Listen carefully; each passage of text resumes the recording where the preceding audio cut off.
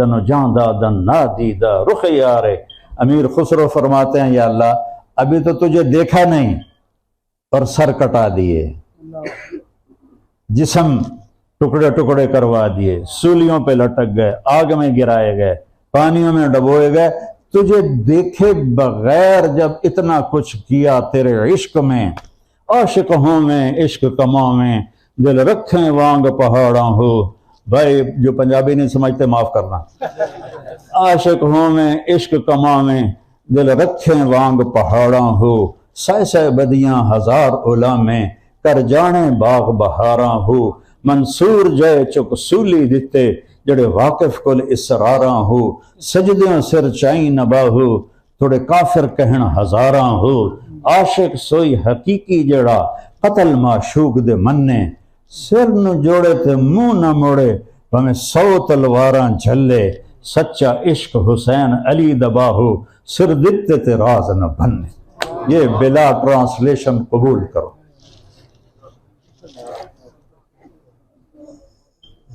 نہ اردو میں ترجمہ ہو سکتا ہے، نہ انگلش میں، نہ بنگلہ میں. اسی زبان میں یہ اس کا مزہ ہے، اس کی چاشنی ہے.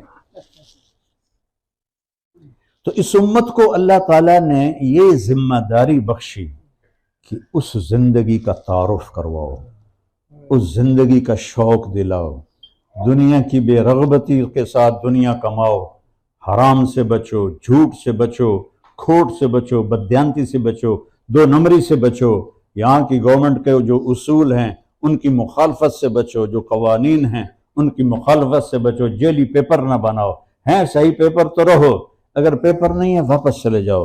رب ہر جگہ موجود ہے، ہر جگہ رزق کے دروازے ہیں. تو اگر ہیں تو ٹھیک ہے، رہو، بالکل رہو. اور ان لوگوں کے ساتھ چیٹنگ مت کرو، ان کی ہدایت کی دعا کرو. آپ کے آس پاس رہتے ہوں ان کا جا کے حال پوچھا کرو، کیونکہ ان کی تو لائف بڑی میزریبل ہے، تو ان کا جا کے حال پوچھ لیا کرو. گھر میں کوئی چیز پکائی ہو تو ان کو جا کے دے دیا کرو، تو ان کے دل اتنے بڑے ہو جائیں گے اور پتہ نہیں کتنے کلمہ پڑھ لیں گے. تو آپ یہیں رہو. اب اپنے ملکوں کی واپسی تمہارے لیے مشکل ہے. اگر تمہاری 2nd جنریشن یا 3rd جنریشن یہاں ہے تو تم واپس نہیں جا سکتے ہو، نہ تمہارے بچے رہیں گے نہ تم رہو.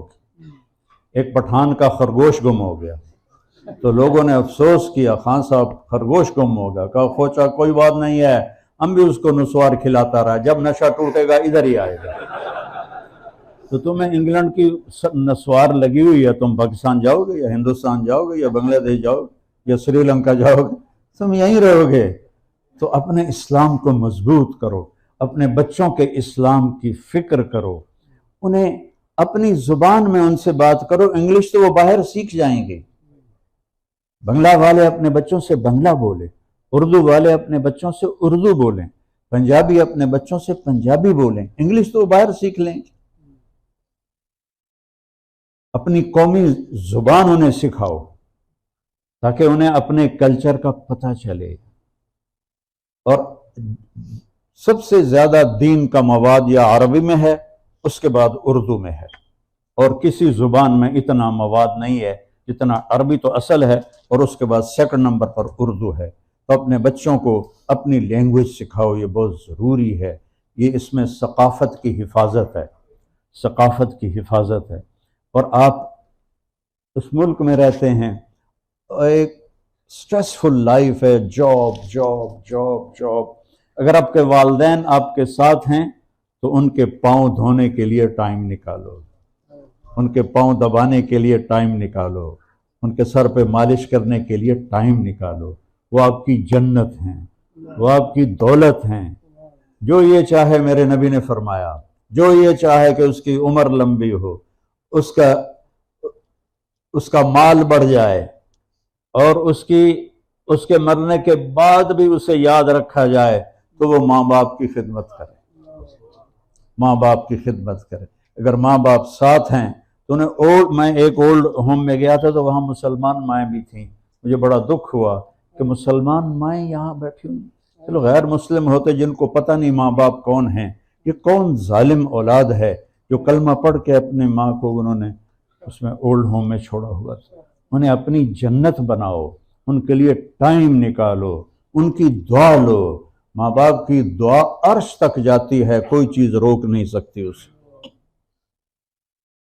ایک صحابی مر رہے تھے تو ان کی بیوی نے پیغام بھیجا، یا رسول اللہ، میرے صحابی علقمہ نام تھا، وہ مر رہے ہیں لیکن کلمہ نہیں پڑھا جا رہا، صحابی کلمہ نہیں پڑھ پا رہا۔ آپ تشریف لے گئے اور کہا، علقمہ قل لا الہ الا اللہ، کہ یا رسول اللہ لا استطیع، بول رہے ہیں کلمہ زبان پہ نہیں آ رہا۔ تو آپ نے فوراً پوچھا، ماں باپ میں کون ہے اس کا؟ کہا جی ماں ہے، باپ مر گیا ہے۔ کہا وہ اس پہ ناراض ہے یا خوش ہے؟ کہ ناراض ہے۔ تو آپ نے پیغام بھیجا، علقمہ کی ماں، میں آؤں آپ کے پاس یا آپ میرے پاس آئیں گی؟ کہ یا رسول اللہ میں آتی ہوں۔ تو آ گئیں۔ آپ نے ان سے پوچھا، تم علقمہ سے ناراض ہو؟ کہ جی ناراض۔ کیوں ناراض؟ تو سنو۔ کہ یا رسول اللہ بہت نیک بچہ ہے، راتوں کو اٹھ کے نفل پڑھتا ہے، قرآن پڑھتا ہے، دن میں روزے رکھتا ہے، نماز پڑھتا ہے، لیکن جب مجھ سے بولتا ہے تو بدتمیزی سے بولتا ہے، جب مجھ سے بولتا ہے تو بدتمیزی سے بولتا ہے، تو میرا دل ٹوٹا ہوا ہے۔ کوئی اور نافرمانی نہیں ہے، صرف زبان کا بول گندا ہے، اور زبان کے گندے بول کا زہر کوبرا سے بھی زیادہ ہوتا ہے، اور زبان کے میٹھے بول کا شہد کی مکھی سے بھی زیادہ ہوتا ہے۔ تو آپ نے کہا معاف کرتی ہو؟ کہ میرا دل نہیں چاہتا۔ آپ نے کہا اگر میں اس کو آگ لگاؤں سفارش کرو گی؟ کہنے لگے نہیں، پھر تو سفارش کروں گی، جلتے ہوئے تو نہیں دیکھ سکتے، کہ اگر تو نے معاف نہ کیا تو اس کو اللہ جلائے گا۔ کہ نہیں میں معاف کرتی ہوں۔ یا اس نے کہا میں معاف کرتی ہوں، آپ نے کہا قل لا الہ الا اللہ، اس نے کہا لا الہ الا اللہ، اور اس کی جان نکل گئی۔ صحابی کی جان اٹک گئی۔ ماں باپ اور ماں کی کوئی نافرمانی نہیں ہے، بول گندا ہے، چہرے کے ایکسپریشن گندے، یہ بھی ماں باپ کو زخمی کر دیتا ہے۔ تو پھر آپ نے اس کا جنازہ پڑھایا، اس کے دفن میں شریک ہوئے، اس کی قبر پر کھڑے ہو کے فرمایا، جس نے ماں باپ کو دکھ دیا اس پہ اللہ کی لعنت، فرشتوں کی لعنت، زمین آسمان کی لعنت، نہ اس کی نماز قبول ہے، نہ روزہ قبول ہے، نہ اس کا حج قبول ہے۔ تو اگر والدین ساتھ ہیں تو ان کو عزت دو، ان کی کڑوی کسیلی کو برداشت کرو۔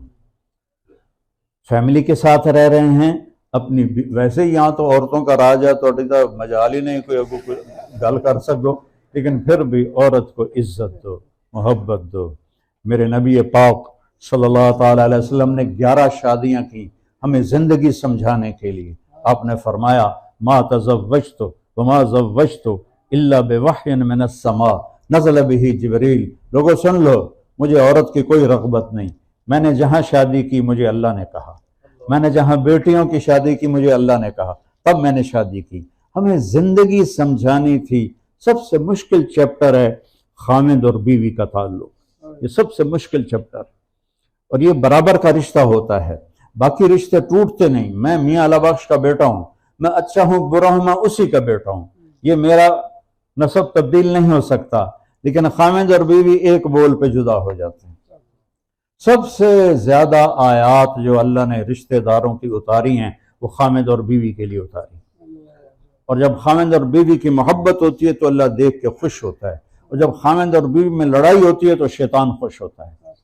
شیطان روزانہ اپنی کچہری لگاتا ہے، شیطانوں سے پوچھتا ہے، ہاں بھائی بتاؤ بھائی کیا کارگزاری سناؤ، یہ تبلیغ والے نہیں کہتے کارگزاری سناؤ، تو شیطان بھی کارگزاری سنتا ہے۔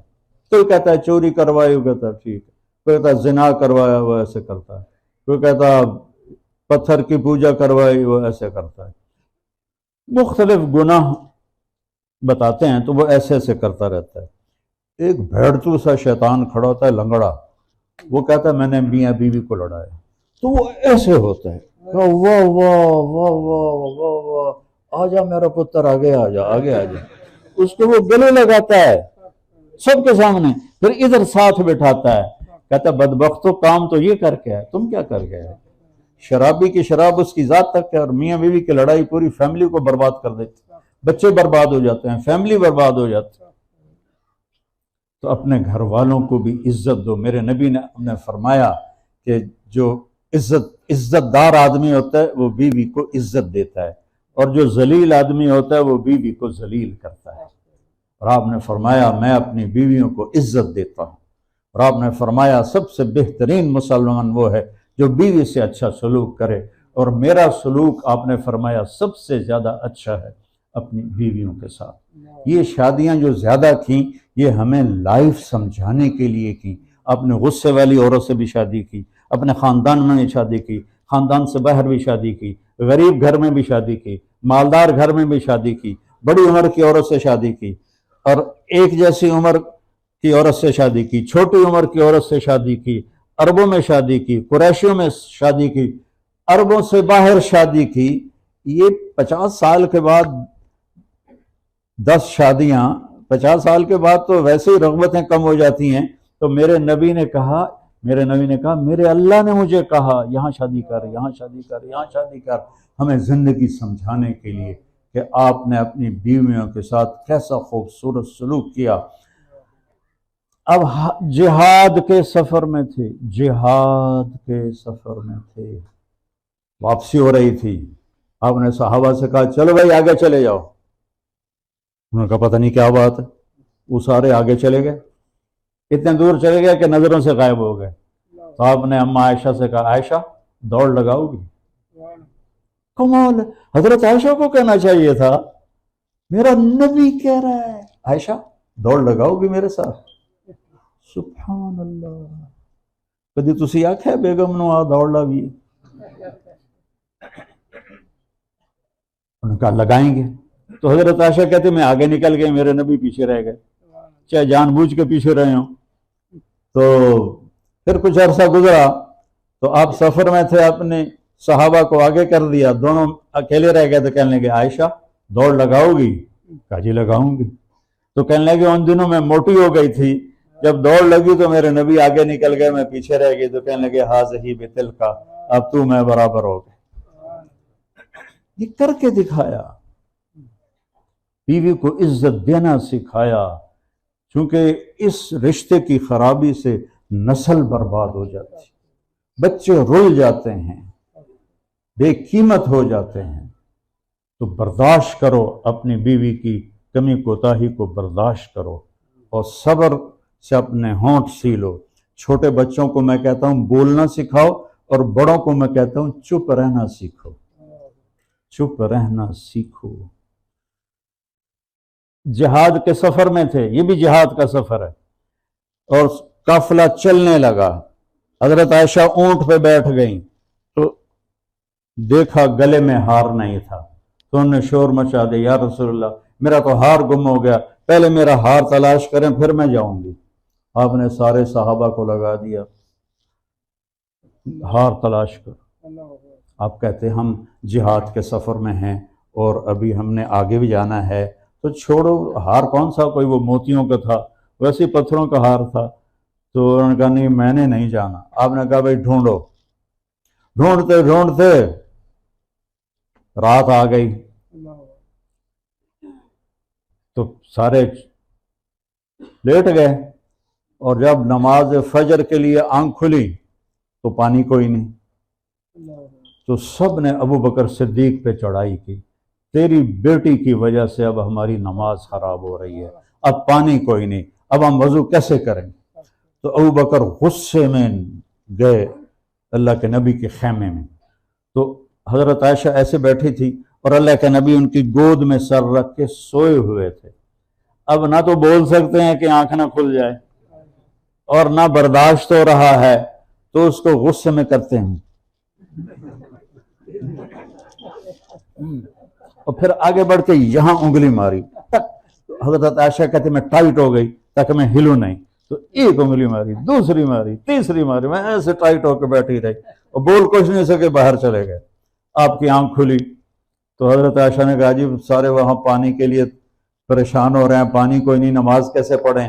ابھی یہ بات چل رہی تھی تو اللہ کے قرآن اتر آیا، فَإِن لَّمْ تَجِدُوا مَاءً فَتَيَمَّمُوا صَعِيدًا طَيِّبًا، اگر پانی نہیں ہے تو مٹی سے تیمم کرو۔ ذرا سوچو، مٹی سے کوئی پاک ہوتا ہے یا اور زیادہ گندا ہوتا ہے؟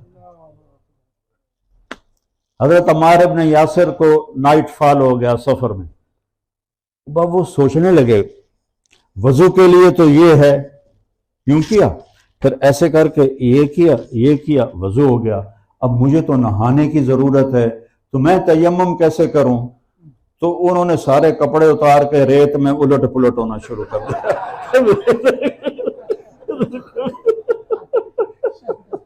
جب وہ مدینے آئے تو کہنے لگے یا رسول اللہ، مجھے رات کو نہانے کی ضرورت پڑ گئی تھی، پانی کوئی نہیں تھا، تو میں تو پھر کلا بازیاں کھاتا رہا۔ تو آپ ہنس پڑے کہ انما یکفی کا ضربتان، عمار غسل کے لیے بھی بس یہی کافی ہے جو میں نے بتایا ہے، بس پاک ہو۔ یہ اس امت کو دولت ملی ہے۔ پھر جو ابو بکر کی تعریفیں شروع ہوئیں، ابو بکر تیرے گھر کی برکت سے کیا کچھ ہمیں ملا ہے اور کیا کچھ ہم پہ اللہ کا رحم ہوا ہے۔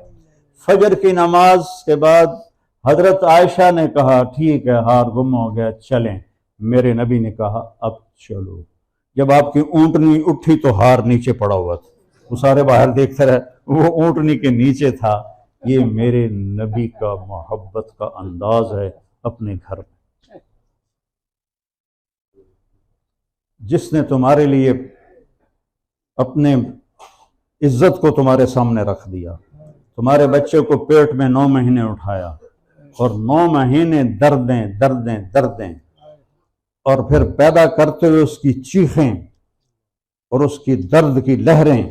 ایک شخص نے عبید اللہ بن عمیر رحمہ اللہ سے پوچھا، میں نے ماں کو کندھے پہ بٹھا کے پیدل حج کرایا، میں نے ماں کا حق ادا کر لیا؟ ولا طلقۃ واحدہ، تیری ماں کو تجھے پیدا کرتے ہوئے جو دردیں اٹھی تھیں وہ لہریں ہوتی ہیں، ایسے آتی ہیں۔ فرمایا ایک درد کی لہر کا بھی تو نے ابھی حق ادا نہیں کیا۔ تو جو گھر چھوڑتی ہے، بہن بھائی چھوڑتی ہے، ماں باپ چھوڑتی ہے اور آپ کے گھر میں آتی ہے، تو کبھی ساس اس کو سینگوں پہ اٹھاتی ہے، کبھی شوہر اٹھاتا ہے، کبھی سسر اٹھاتا ہے۔ تو بھائیو، یہ ایک خوبصورت زندگی ہے جو ہم نے بھی سیکھنی ہے اور پوری دنیا انسانیت کو جا کے سکھانی ہے اور پہنچانی ہے۔ یہ تبلیغ کی محنت صرف تبلیغی جماعت اس کا غلط نام ہے، یہ تو دعوت اللہ ہے اور یہ ہر مسلمان کے ذمے ہے۔ کنتم خیر امت اخرجت للناس تأمرون بالمعروف وتنہون عن المنکر وتؤمنون باللہ ولتکن منکم امت یدعون الی الخیر ویأمرون بالمعروف وینہون عن المنکر وجاہدوا فی سبیلہ حق جہادہ هو اجتباکم، کہ میں نے تمہیں چن لیا ہے، تم اس کام کے ہو، آئے اسی لیے ہو۔ تو میرے بھائیو، میں تو چھوٹا سا تبلیغی ہوں، میں بس جہاں بھی بیان کرتا ہوں چونکہ بہت نیا مجمع میرے بیان میں آتا ہے، تو میں چھوٹی سی تشکیل کرتا ہوں کہ ایک ویکنڈ سب تبلیغ میں لگایا تھا۔ کتنی چھوٹی بات ہے، ایک ویکنڈ، اور کوئی ہاتھ تک کھڑے کرو ترٹ گئے ہو۔ ہاں، اور پھر جب اللہ ہمت دے 4 مہینے بھی لگاؤ، 40 دن بھی لگاؤ، اپنی 24 گھنٹے کی زندگی میں سچ بولو، کسی کو گالی نہ دو، کسی کی غیبت نہ کرو، کسی سے بدتمیزی نہ کرو، لوگوں کی بدتمیزی برداشت کر لو اور معاف کرنا سیکھو، اور کسی کو دھوکہ نہ دو، کسی سے بددیانتی نہ کرو۔ میرے نبی نے فرمایا میرا امتی ہر گناہ کر سکتا ہے، 2 نہیں کرے گا، ایک جھوٹ کبھی نہیں بولے گا، ایک دھوکہ کبھی نہیں دے گا، اور فرمایا اپنے اخلاق اچھے کرو اور رزق حلال کماؤ تو بس تمہارے لیے جنت ہے۔ یہ 4 چھوٹے سے کام ہیں، اس پر ہم نے خود بھی آنا ہے اور امت کو بھی لانا ہے۔ تو سارے بھائی تیار ہیں انشاءاللہ؟